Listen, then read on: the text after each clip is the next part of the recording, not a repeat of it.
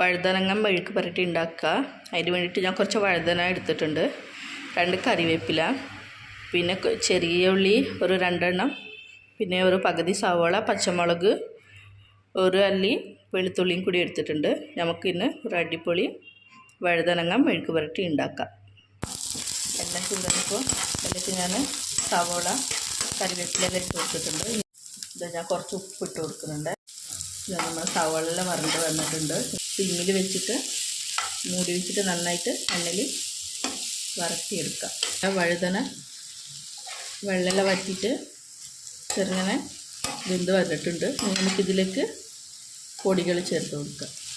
മഞ്ഞൾപ്പൊടി ഇട്ടിട്ടുണ്ട്, പൊടി ഇതാ നമ്മുടെ മസാലയെല്ലാം ഇട്ടിട്ട് നല്ല രീതിയിൽ ഞാൻ വരട്ടിയെടുത്തിട്ടുണ്ട്. ഇനി നമുക്ക് ലാസ്റ്റായിട്ട് ഇതിലേക്ക് കുറച്ച് കുരുമുളക് കൂടി ഇട്ട് കൊടുക്കാം. ഞാൻ കുറച്ച് കുരുമുളക് എടുത്തിട്ടുണ്ട്, അതും കൂടി ഇട്ടിട്ട് നമുക്ക് നല്ല രീതിയിൽ യോജിപ്പിച്ച് കൊടുക്കാം. കുരുമുളകിൻ്റെ ഉപ്പെല്ലാം മാറി വന്നിട്ടുണ്ട്. നമ്മൾ അടിപൊളി വഴുതനങ്ങ മെഴുക്ക് പുരട്ടി റെഡി ആയിട്ടുണ്ട്. ഞാൻ അതിൻ്റെ മുകളിൽ കുറച്ച് കറിവേപ്പിലയും കൂടി ഇട്ട് കൊടുത്തിട്ടുണ്ടായിരുന്നു. ഇനി നമുക്ക് ഇത് സെർവ് ചെയ്യാം. നല്ല ടേസ്റ്റ് ഉണ്ട് കേട്ടോ മെഴുക്ക് പുരട്ടി. ഞാൻ ഒരെണ്ണം കഴിച്ച് നോക്കി, നല്ല ടേസ്റ്റ് ഉണ്ട്. എല്ലാവരും ട്രൈ ചെയ്ത് നോക്കണം. പിന്നെ എല്ലാവരും സബ്സ്ക്രൈബ് ചെയ്യണം, ലൈക്ക് ചെയ്യണം, കമൻറ്റ് ചെയ്യണം. Okay, thank you.